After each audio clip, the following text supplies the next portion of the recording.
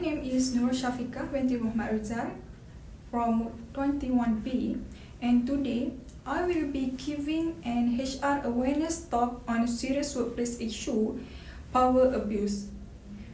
Power abuse is something that can happen in any organization, big or small.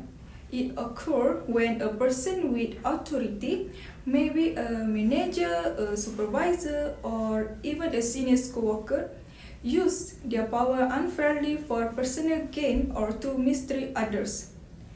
This issue is not only unethical, but it also damages the company's trust, fairness, and reputation. As future HR professionals, we must be aware of how to identify, prevent, and take action against this behavior. So in my presentation today, I will be sharing about the meaning of power abuse, its causes, related law in Malaysia, a real case example, and finally the preventive and reporting measure that HR can take. So first, let's talk about what power abuse really means. Power abuse happens when someone in a position of authority uses their role to control, intimidate, or pressure others. It can happen at any level, not just top management. Even a team leader can abuse their influence if they misuse it. Common examples include favoritism, where certain employees get special treatment, threats or bullying, to forced obedience, harassment, or corruption, where someone uses their job to gain money or benefits. When this happens, the workplace becomes toxic. Employees feel afraid to speak up, and instead of being motivated, they feel trapped or stressed. In a healthy workplace, power should be used to guide and support, to control or harm others. On this slide, we can see some behaviors that clearly show power abuse. For example, a boss who constantly threatens or scolds staff in front of others, that's emotional intimidation. Or when a manager forces employees to work overtime without proper pay, that's an abuse of authority.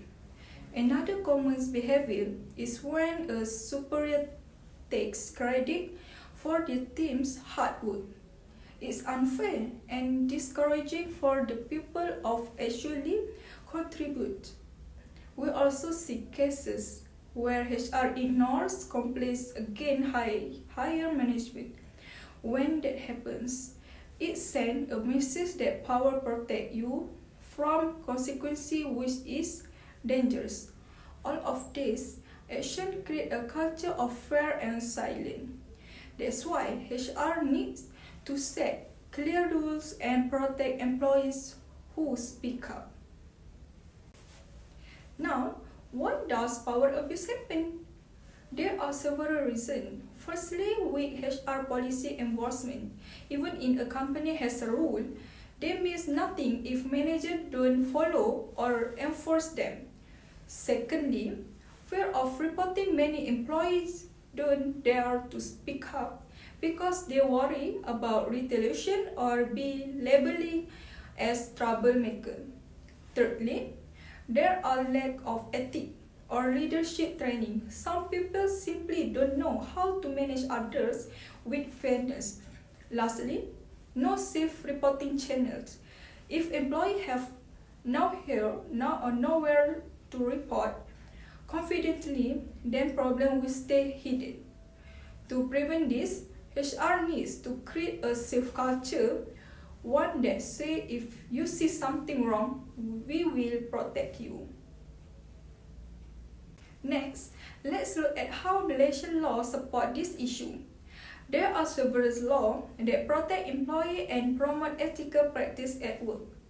The Employment Act 1955, Section 14, outlines fair disciplinary procedure for employee misconduct. The MACC Act 2009, Section 23, prevent any abuse of position for personal gain or corruption. The Whistleblower Protection Act 2010 protect employee who report misconduct or unethical behavior.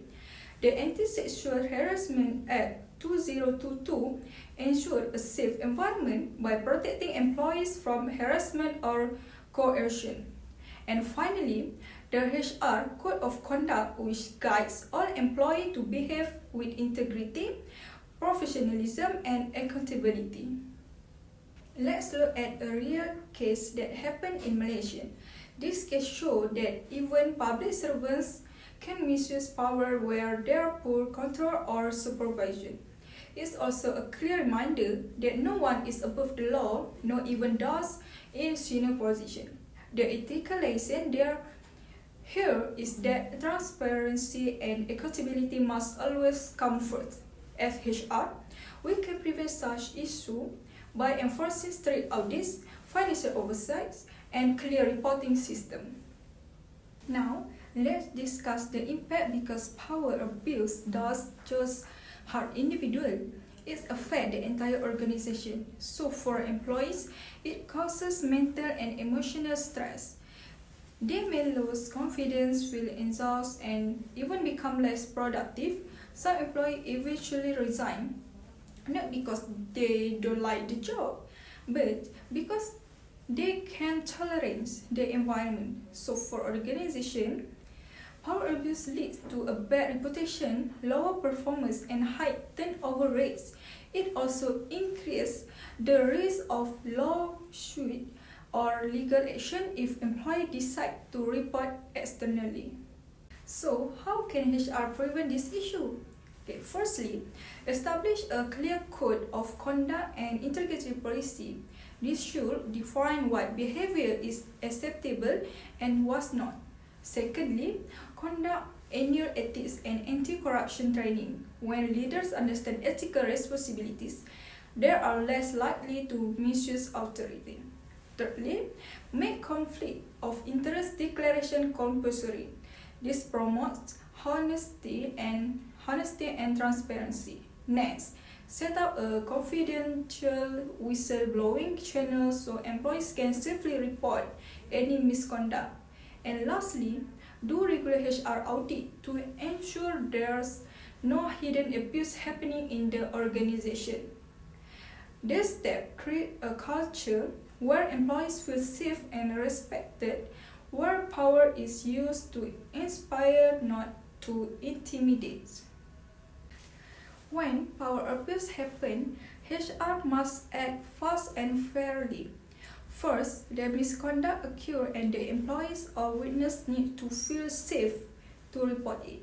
Next, HR will take disciplinary action or refers the case to MACC if it involves corruption or misuse of power. Then, it's important to support and protect the whistleblower, making sure they are not targeted or treated unfairly. As a part of good HR practice, we must always keep every report confidential, ensure no retaliation against those who report, and document all findings clearly for transparency. This process shows HR's commitment to integrity, fairness, and accountability in the workplace. In conclusion, power abuse weakness trust, teamwork, and moral in any workplace is not only unethical but also against national law. HR plays a very important role in ensuring fairness and accountability for everyone.